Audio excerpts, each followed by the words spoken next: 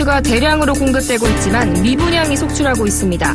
건설사들이 올해 안에 분양을 끝내기 위해 꾸준히 공급을 늘리면서 과잉 공급에 대한 우려도 나오고 있습니다. 롯데가 경영권 분쟁이 열흘째로 접어들면서 사회 전반에 반롯데 정서가 퍼지고 있습니다. 일부 소비자 단체들은 불매운동을 벌이는 한편 롯데 면세점 두 곳의 특허 연장도 불확실한 상태입니다. 지난달 하루 평균 공매도 금액이 4천억 원을 넘어서면서 사상 최대치를 기록했습니다. 주가 하락으로 인한 시세 차익을 노리는 공매도 투자자들이 많아졌다는 분석입니다. SK그룹이 청년 실업 해결에 나섰습니다. 내년부터 2년간 4천 명의 인재를 육성하고 2만 명의 창업 교육을 지원합니다.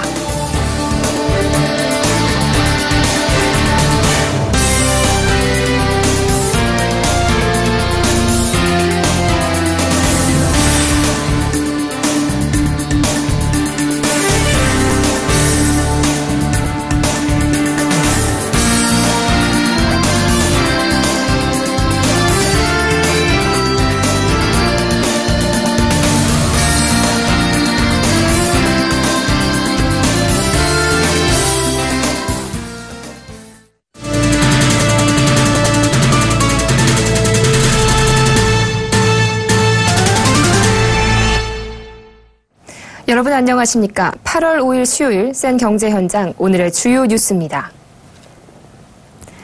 올해 분양시장에 공급되는 신규 아파트는 43만 가구로 나타났습니다.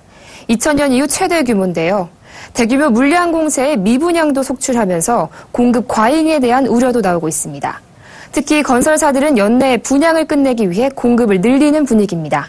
정창신 기자가 전합니다. 최근 신규 아파트 분양이 본물을 이루면서 미분양도 속출하고 있어 주택시장의 공급 과잉 우려가 높아지고 있습니다. 건설사들이 연내 분양 물량을 털어내기 위해 꾸준히 공급을 늘리고 있기 때문입니다. 전문가들은 가계부채 관리 방안 발표 후 주택 수요자들이 심리적으로 위축된 가운데 입주 물량까지 늘어나면 주택시장 전반에 걸쳐 악영향을 미칠 수 있다고 보고 있습니다. 오늘 부동산 114에 따르면 지난달 전국의 아파트 분양 물량은 53,588가구로 1월부터 7월까지 월별 분양 물량 중 가장 많습니다. 특히 이번 달에는 전국에서 연중 최대 물량인 59,744가구가 분양될 예정입니다. 8월 분양 물량으로는 최근 10년 만에 가장 많은 수치입니다. 여름 비수기인 7, 8월에도 분양 물량이 쏟아지는 것은 건설사들이 연내 분양 물량을 털어내기 위해서입니다. 내년 금리 인상이나 가계부채 관리 방안이 본격화될 예정이기 때문에 저금리나 유동성 장세가 마무리되기 전에 분양시장의 분위기가 좋을 때 분양 물량을 연내 쏟아내려는 건설사의 니즈가 맞물리면서 부동산 114 조사에 따르면 올해 분양 물량은 총 43만 가구입니다. 이 회사가 분양 실적을 조사하기 시작한 2000년 이후 최대 규모입니다. 분양 물량이 증가하자 미분양도 속출하고 있습니다. 금융결제원에 따르면 지난달 청약을 받은 아파트는 87곳으로 이 가운데 청약이 미달된 단지는 3분의 1인 29곳에 이릅니다. 특히 광교 신도시와 부산 지역 등 투기 수요 가세로 청약 열기가 뜨거운 곳은 여전히 1순위에서 높은 경쟁률로 마감됐지만 상대적으로 인기가 덜하거나 분양 가격이 높은 곳은 1순위 마감에 실패했습니다. 전문가들은 건설사들이 당장의 이익만을 쫓아 공급을 늘리는 것은 분양시장 전체를 위험에 빠뜨릴 수 있다고 경고하고 있습니다. 굳이 이렇게 지금 당겨서 과잉 공급하는 것들은 공멸을 초래할 수도 있다라고 보고 있거든요. 본인 사업장뿐만 아니라 전반적인 시장 위축으로 돌아올 수밖에 없다. 부동산 전문가들은 분양 물량 급증은 입주 물량 증가로 이어져 주택시장에 악영향을 미칠 수 있는 만큼 건설사들 스스로 물량 조절을 통한 시장 안정화에 나서야 한다고 조언하고 있습니다. 서울경제TV 정창신입니다. 롯데그룹이 창사 이래 최대 위기에 직면했습니다. 신동주 동빈 형제와 신격호 동빈 부자 간의 경영권 분쟁이 열흘째를 맞은 가운데 비밀스럽고 수상한 그룹 지배구조와 기업 국적 정체성 논란 등이 겹치면서 반롯데 정서가 사회 전반에 급속히 확산하고 있습니다. 일부 소비자 단체들은 롯데 제품 불매운동에 들어가고 정치권은 한 목소리로 롯데의 행태를 질타하면서 재별 개혁이 쟁점으로 부상했습니다. 또 연말 특허가 만료되는 롯데면세점 두 곳에 대한 특허 연장이 쉽지 않을 것이란 기류가 조성되고 있고 카지노 복합 리조트 개발 사업자 선정에도 악영향을 미칠 것이란 분석이 커지고 있습니다. 현재 국세청은 계열사에 대한 세무조사에 착수한 상태이고 공정거래위원회도 오늘 롯데 해외 계열사의 주주와 출자 현황 등 지배구조를 파악하기 위해 조사에 들어간 상황입니다. 지난달 공매도 규모가 사상 최대치를 기록했습니다. 최근 우리 증시가 지지부진한 모습을 보이며 약세장이 예상되자 시세 차익을 노린 투자자가 많아졌기 때문입니다. 앵커 리포트입니다. 지난달 하루 평균 공매도 금액이 유가 증권 시장에서 3,679억 원, 코스닥 시장에서 639억 원으로 두 시장을 합쳐 총 4,318억 원에 달했습니다. 이는 공매도 관련 통계를 작성하기 시작한 2008년 이후 가장 많은 액수입니다. 지난해 12월 하루 평균 공매도의 합계가 2,146억 원을 기록했던 것과 비교하면 공매도 금액이 몇 달 새 2배로 껑충 뛴 것입니다. 특히 공매도는 올 들어 급증세를 보이고 있습니다. 올해 1월과 2월 2천억 원대를 유지하던 양시장의 공매도의 합계는 3월 들어 3천억 원대로 늘어나더니 지난달에는 4천억 원대까지 급증하는 모습입니다. 특히 대형주가 주를 이루는 유가 증권 시장에서 공매도액 증가가 두드러졌습니다. 지난해 12월 1,725억 원이던 유가 증권 시장 일평균 공매도액은 6월에 3천억 원을 돌파했습니다. 유가 증권 시장에서 월별 일평균 공매도액이 3천억 원을 넘은 것은 이번이 처음입니다. 공매도는 말 그대로 없는 걸 판다는 뜻으로 주식을 가지고 있지 않은 상태에서 매도 주문을 내는 것을 말합니다. 주가가 떨어질 것이 예상되는 주식을 빌려서 팔고 해당 주식이 하락하면 더 싼 가격으로 사들여 차익을 얻는 투자 방식입니다. 공매도가 늘어나면 주가 상승보다는 하락 압력이 커져 주식시장 약세를 더 부추기게 됩니다. 약세장이 예상되는 경우 주가 하락으로 인한 시세 차익을 노릴 수 있어 공매도 투자자가 늘고 있는 것으로 보입니다. 이는 그만큼 시장을 부정적으로 바라보는 투자자가 많아졌다는 의미이기도 합니다. 특히 지난달 공매도가 급증한 것은 대우조선해양 등 조선업종이 대규모 어닝 쇼크를 기록하는 등 기업 실적에 대한 투자자의 우려를 반영한 것이란 분석입니다. 2분기 실적 시즌에 좀 진입을 하면서 시장에 이제 일부 업종들에서 실적이 예상치를 하회하는 실적이 좀 발표되면서 주가 하락에 대한 우려가 좀 커지고 있는 상황이고요. 이런 부분들이 이제 실제로 지금 공매도에 대한 수요를 좀 늘리고 있는 상황으로 좀 판단이 됩니다. 미 연준이 연내 금리 인상을 앞두고 있음을 시사한 것과 중국 증시가 급락하는 등 대외 여건이 우리 증시에 불리하게 작용하고 있어 공매도 수요가 급증한 것으로 보입니다. 서울경제TV 정한입니다. SK그룹이 청년 일자리 해결을 위한 2개년 프로젝트를 시행합니다. 내년부터 2년간 취업을 희망하는 청년 2,000명씩 모두 4,000명의 인재를 육성하고 2만 명의 창업 교육을 지원한다는 내용입니다. 보도에 양한나 기자입니다. 외환위기 이후 실업률이 10%에 육박하며 청년 실업이 사회 문제로 대두되고 있는 요즘 SK그룹이 청년 실업 해결에 두 팔을 걷어붙였습니다. SK그룹은 오늘 청년 일자리 해결을 위한 2개년 프로젝트를 시행한다는 계획을 내놨습니다. 고용 디딤돌과 청년 비상이라는 이름을 가진 두 프로그램을 통해 청년들의 창업과 취업 경쟁력 확보를 도모하겠다는 방침입니다. SK그룹은 2016년부터 2년간 두 프로그램을 운영해 4,000명의 인재를 육성하고 2만 명의 창업 교육을 지원해 미국 실리콘밸리에 진출시키겠다는 계획을 세웠습니다. 우선 고용 디딤돌 프로그램의 운영을 위해 오늘 오전 SK사옥에서 김창근 SK스펙스 추구협의회 의장과 주요 관계사 대표, 임종태 대전창조경제혁신센터장 등은 해당 내용의 양해각서를 체결했습니다. 청년 인재들의 취업 경쟁력을 높이고 중소기업들이 우수한 인재를 확보할 수 있도록 지원하는 취업 생태계의 선순환을 만드는 고용 디딤돌 프로그램을 제안드립니다. SK그룹은 이 프로그램과 함께 청년들이 창조경제 기반을 통해 창업을 할 수 있도록 만든 세 가지 형태의 청년 비상 프로그램을 단계적으로 운영합니다. 먼저 수도권과 대전 충청권에 있는 25개 대학과 공동으로 각 대학 캠퍼스에 창업지원센터를 설립해 창업교육을 위한 인프라를 구축하기로 했습니다. 창업지원센터는 1만 명의 교육생 중 20개 팀 100명을 매년 선발한 뒤 이들 20개 창업팀의 사업 방안을 현실화할 수 있도록 지원합니다. 그리고 정부에서 운영 중인 코리아 이노베이션 센터와 공동으로 미국 실리콘밸리에 SK 창조경제혁신센터를 설립해 글로벌 창업 프로그램을 운영할 계획입니다. SK그룹은 청년 실업과 같은 사회 문제를 적극 해결하는 것이 기업으로서 마땅히 해야 할 책무라며 앞으로도 인재 양성에 힘쓰겠다는 다짐을 했습니다. 서울경제TV 양하나입니다. SK하이닉스가 미국 반도체 회사 샌디스크와 특허 상호 사용권 계약의 연장과 디램 공급 계약을 포함한 양사 간 협력을 확대하기로 했습니다. 이에 따라 지난해 3월 샌디스크가 SK하이닉스를 상대로 제기한 영업비밀 침해 소송 등은 모두 치화될 예정입니다. SK하이닉스와 샌디스크는 지난 2007년 특허 상호 사용권 계약을 체결했으며 2012년 12월 한 차례 연장에 이어 이번에 계약 기간을 2023년 3월 31일까지로 연장했습니다. SK하이닉스는 향후 계약 기간에 일정 수준의 로열티를 샌디스크에 지불하게 됩니다. 샌디스크는 이 기간 동안 자사의 멀티칩 패키지와 솔리드 스테이트 드라이브 제품에 필요한 디램을 SK하이닉스로부터 공급받게 될 예정입니다. 조선업 부실이 눈덩이처럼 커지면서 산업은행과 수출입은행 등 정책 금융기관이 휘청이고 있습니다. 정부가 손실을 메워줘야 하는 이들 국책은행의 동반 부실화는 결국 혈세 투입으로 이어지는 모습입니다. 정부는 현재 상대적으로 심각한 곳으로 수출입은행을 꼽고 있습니다. 수출입은행의 지난해 말 기준 자기자본 비율은 10.5%로 같은 시점 13개 시중 지방은행 평균인 14.88%를 크게 밑돌고 있습니다. 정부는 이런 상황을 타개하고자 올해 본 예산에 400억 원의 출자를 반영한 데 이어 이번 추경 예산에 750억 원을 추가했습니다.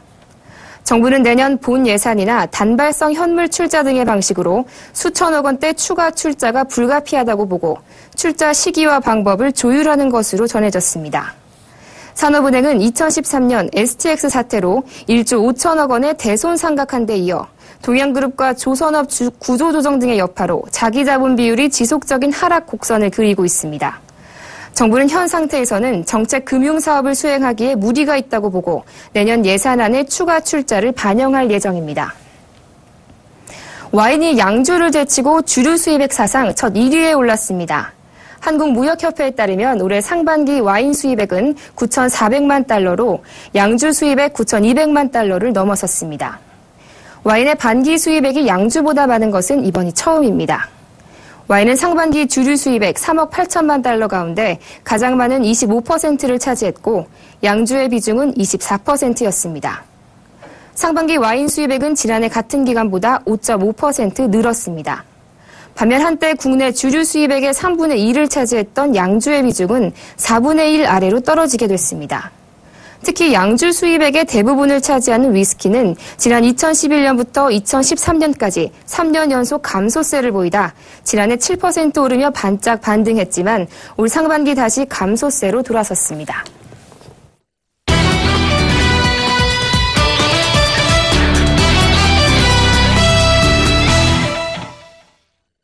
네, 국제금값이 5년 만에 최저치로 떨어졌습니다.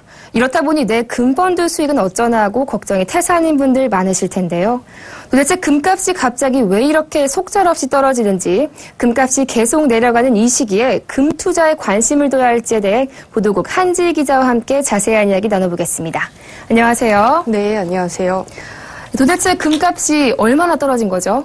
네, 이 요즘 자고 일어나면 금값이 계속 떨어진다는 소식이 계속 들려오고 있는데요. 금값은 최근 한 달간 7% 이상 빠졌습니다. 외신에서는 연일 금값 폭락이라는 표현이 이어지고 있는데요. 이 뉴욕 상품거래소에서 국제 금 가격은 온수당 1,000달러 선까지 떨어졌습니다. 지난 3일 금 1온수는 전거래일보다 5.5달러 하락한 1,089.4달러에 거래를 마쳤습니다. 지난 2011년 최고점을 찍었던 1,899달러에 비하면 거의 반토막이 난 셈인데요. 좀 쉽게 말씀드리면 돌반지를 한번 예로 들어보겠습니다. 지난 2012년에 한 돈짜리 돌반지가 25만 원 선까지 갔는데 이 요즘에는 한 16만 원에서 17만 원대면 구입할 수 있다고 합니다. 금값 하락으로 한국은행도 금투자에서 1조 8천억 원가량 평가 손실을 봤습니다. 한국은행은 지난 2011년부터 2013년에 금을 집중적으로 매입해 총 90톤을 사들였는데 이 현 시세로 평가할 때 매입가 대비 평균 33% 하락했습니다. 금값이 이렇게 계속 떨어지는 이유는 뭔가요? 네, 금값 하락이 대수냐라고 생각하시는 분들도 많겠지만 흥미롭게도 참 많은 것들이 담겨 있습니다. 먼저 미국의 금리 인상이 첫 번째 이유입니다. 미국 중앙은행인 연방준비제도는 금융위기 이후 이어졌던 양적 완화를 지난해 종료하고 올 하반기 금리를 올릴 예정입니다. 금리 인상으로 금융상품의 투자 수익이 높아지면 상대적으로 금을 찾는 수요는 떨어질 수 있기 때문입니다. 두 번째는 미국 달러화의 강세입니다. 대개 이 달러화 금값은 반대로 움직이는 경우가 많은데요. 이 미국 달러화는 지난해 이후 계속 치솟아 달러 인덱스 기준으로 지난 1년 동안 20% 이상 가치가 올랐습니다. 이 미국 경제가 회복되고 달러 위상이 높아지면서 그동안 안전자산이었던 금값이 내리는 것은 당연한 이치인 셈이죠. 이 미국뿐만 아니라 중국도 빼놓을 수 없는데요. 세 번째 금값 하락 이유는 중국의 금매도입니다. 중국 인민은행의 금 보유 규모가 예상보다 적은 것으로 나타나면서 금 매물이 쏟아졌다고 합니다. 시장이 예상하고 있던 보유 규모는 3,000톤이었는데 중국 인민은행이 지난 6월 발표한 자료에 따르면 보유한 금의 규모가 1,658톤이었습니다. 예상치였던 3,000톤에는 한참 못 미치지만 사실 이만큼도 6년 새 60%나 증가한 규모입니다. 그렇다 보니 이 중국 금시장에서는 곧바로 투매가 나왔고 이는 금값 하락으로 직결됐습니다. 중국이 앞으로 금 보유량을 더 늘려가겠지만 시장으로서는 나름 충격이었습니다. 네, 금값이 많이 떨어지다 보니까 최근 금테크 하려는 분들 부쩍 늘었다죠. 네, 이 금테크라고 해서 전혀 어렵게 생각하실 필요 없고요. 실제로 골드바를 사서 집에 두시는 것도 있고 증권사의 금펀드를 이용하시는 방법도 있습니다. 증권사의 금펀드 같은 경우에는 국제 금값의 움직임에 따라서 수익률도 결정이 되고요. 이렇게 두 가지 방식으로 금 투자를 하시면 됩니다. 지난달 KRX 금시장에서 금 현물의 하루 평균 거래량은 9,983g으로 상반기 하루 평균 7,767g보다 29% 증가했습니다. 현재 1kg짜리 골드바는 4,300만 원 정도 하는데 고액 자산가들이 많이 선호합니다. 처음 구매할 때는 10%의 부가세와 수수료가 붙지만 그 뒤로는 세금을 내지 않아도 됩니다. 최근에는 적은 금액으로도 자유롭게 투자할 수 있는 금펀드에 눈길을 돌리는 분들도 꽤 늘고 있습니다. 올해 들어 국내에 설정된 9개의 금펀드에는 모두 169억 원의 자금이 순유입됐습니다. 다만 국제금값이 떨어지면서 현재 금펀드 성적표는 부진한 모습을 보이고 있습니다. 네, 한편에서는 이 금 투자를 두고서 과연 적기인가를 두고 이 전문가들 사이에서도 갑론을박이 벌어지고 있다죠. 네, 물론 시장이 이 한쪽만 바라보고 있는 건 아닙니다. 최악의 시기에 빛을 내는 이 금의 본질적인 매력 때문인지 몰라도 금값이 다시 오를 것이라며 여전히 금을 신뢰하는 쪽도 있습니다. 천원창 신영증권연구원은 이 미국이 금리 인상을 하기 전까지는 달러 강세가 지속되면서 금 가격이 지지부진하겠지만 일단 금리를 올리고 나면 달러가 약세로 돌아설 것으로 보인다며 그렇다면 금 가격이 반등할 수 있어 금값이 많이 내려온 지금 이 투자를 고려해 볼 수 있다고 말했습니다. 반면에 또 현재로서는 금값 반등을 기대하기 어렵다는 분석도 나오고 있습니다. 또 금 투자의 위험이 높은 만큼 신중해야 한다고 지적했습니다. 공도영 KRX 금시장 팀장은 금은 하루에 3%도 쉽게 움직일 정도로 이 가격 변동 위험이 굉장히 크다며 금테크는 보유자산 배분 차원에서 숫자 표시가 가능한 금융자산의 20% 내에서 적립식이나 장기 투자로 해야 한다고 조언했습니다. 손재현 KDB 대우증권연구원도 금값이 많이 싸진 것처럼 보이지만 이 미국 금리 인상을 전후로 달러 강세 움직임이 예상되는데 강달러에서 금은 빛이 날 수가 없다며 추세적인 반등을 기대하기는 어렵다고 덧붙였습니다. 네, 최근 금값 하락으로 늘어난 금 투자에 대해서 보도국 한지 기자와 함께했습니다. 오늘 말씀 잘 들었습니다. 고맙습니다. 네, 고맙습니다.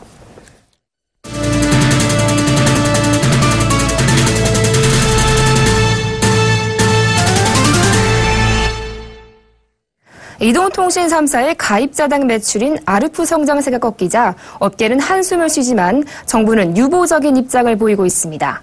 이통 3사의 전년 동기 대비 아르푸 평균 증가율은 지난해 3분기 6.8%, 4분기 6.1%에서 올 1분기 2.8%, 2분기 2.3%로 점점 둔화했습니다. 아르푸는 고가 요금제인 LTE 요금제의 확산과 데이터 사용량의 증가 덕에 꾸준히 상승세를 보여오다 지난 5월 이통 3사가 앞다퉈 도입한 데이터 중심 요금제가 아르푸를 떨어뜨린 것으로 나타났습니다. 여기에 새 단말기 구입 때 지원금에 상응하는 요금 할인 제도도 아르프를 하락시킨 것으로 드러났습니다. 이에 이 통사들은 수익성에 대한 우려를 나타내고 있지만 정부는 여전히 소비자의 불만은 높은 상황이라며 좀 더 지켜봐야 한다는 입장을 보였습니다. 올해 새로 상장한 기업인수 목적 회사 스펙이 양호한 수익률을 기록하면서 새로운 투자 대안으로 자리를 잡아가고 있습니다. 유가 증권시장과 코스닥 시장에 신규 상장한 25개 스펙 종목의 수익률은 지난달 말 기준으로 공모가인 2,000원을 넘어선 것으로 조사됐습니다. 지난달 27일 상장한 LIGES 기업인수 목적은 불과 5거래일 만에 97.25%의 수익률을 올렸습니다. 지난 3월에서 6월에 상장한 새내기 상장 스펙들도 30%가 넘는 수익률을 기록했습니다. 이 밖에 미래에셋 제2호 스펙과 합병한 콜마비 NH와 프로스테믹스와 합병이 결정된 KB3호 스펙도 공모가를 훨씬 웃돌았습니다. 스펙은 주식 공모로 자금을 모아 상장한 뒤 비상장 기업과 합병하기 위해 설립한 페이퍼 컴퍼니로 비상장법인 입장에서는 우회 상장 도구인 셈입니다. 증권업계 관계자는 상장을 통한 스펙 투자는 안전한 투자처로 여겨지지만 과거 증시에 상장한 스펙 중 3개는 합병 결정이 올해 취소돼 주가가 하락한 경우도 있어 주의가 필요하다고 조언했습니다. 국내 소비자들이 스마트폰을 평균 1년 2개월 만에 바꾼다는 조사 결과가 나왔습니다. 정보통신정책연구원이 한국 미디어 패널 조사를 분석한 결과에 따르면 전체 응답자 가운데 휴대전화 보유율이 92.4%로 나타났으며 평균 사용기간은 1년 7개월로 조사됐습니다.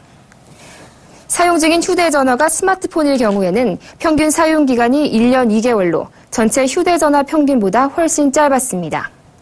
연령별로는 10대 미만의 평균 사용기간이 10개월로 가장 짧았고 10대에서 40대도 1년 2개월에서 1년 5개월로 평균에 못 미쳤습니다. 반면 50대에서 70대까지는 연령이 올라갈수록 오래 사용하는 경향을 보였습니다. 정부가 광복절 전날인 14일을 임시 공휴일로 정하고 전국 고속도로를 무료로 이용토록 개방함에 따라 184억 원의 통행료가 면제될 것으로 추정됩니다. 앞으로 거짓 정보를 표시하거나 효능을 과도하게 부풀려 광고한 건강기능식품을 신고하면 최대 1,000만 원의 포상금을 받게 됩니다. 온라인 취업포털 사람이는 기업 인사 담당자 880명을 대상으로 채용 시 지원자의 외모평가 여부에 대해 설문한 결과 63.8%가 평가한다고 답했습니다. 한국은행에 따르면 올 상반기 중 발견된 위조 지폐가 2,715장으로 지난해 하반기보다 4.3% 늘었습니다.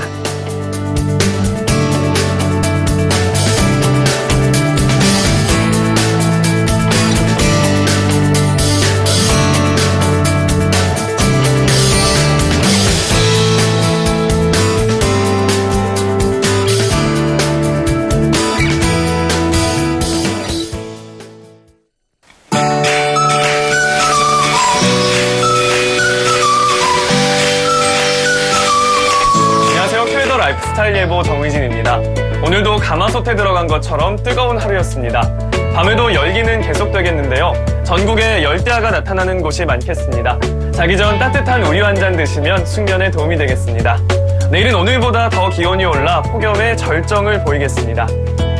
내일 서울의 낮 기온 34도, 전주는 35도, 대구는 37도까지 올라 오늘보다 더 더운 곳이 많겠습니다. 장시간 야외 활동은 피하시는 것이 좋겠습니다. 무더울수록 햇살도 따갑겠습니다. 전국의 자외선 지수 나쁨 단계를 보이겠고요. 득표 지수도 매우 높겠습니다. 또 요즘같이 더운 날 간과할 수 없는 것이 바로 열사병인데요. 내일은 전국의 열사병 예방 지수가 위험에서 매우 위험 단계를 보이겠습니다. 건강관리에 유의하시기 바랍니다. 현재 서울과 경기, 강원 영서는 구름 많은 모습이고요. 그 밖의 지방은 대체로 맑은 날씨를 보이고 있습니다. 내일도 북태평양 고기압의 영향을 받겠습니다. 자세한 지역별 날씨는 나절 예보로 알아보겠습니다. 중부지방 구름 많다가 점차 맑아지겠습니다. 낮 최고 기온 서울과 대전 34도로 오늘보다 높겠습니다. 동해안 지역 대체로 맑은 하늘 보이겠습니다. 낮에는 속초 32도, 강릉 33도가 되겠습니다. 남부지방도 종일 맑겠습니다. 한낮 기온 부산 32도, 광주 34도, 대구 37도 예상됩니다. 모든 해상 대체로 맑은 가운데 바다의 물결은 남해상에서 최고 3m로 다소 높게 일겠습니다. 주말 동안 매우 더운 날씨가 예상돼 나들이 계획 세우실 때 참고하셔야겠고요. 화요일에는 제주도에 비가 내릴 전망입니다. 날씨였습니다.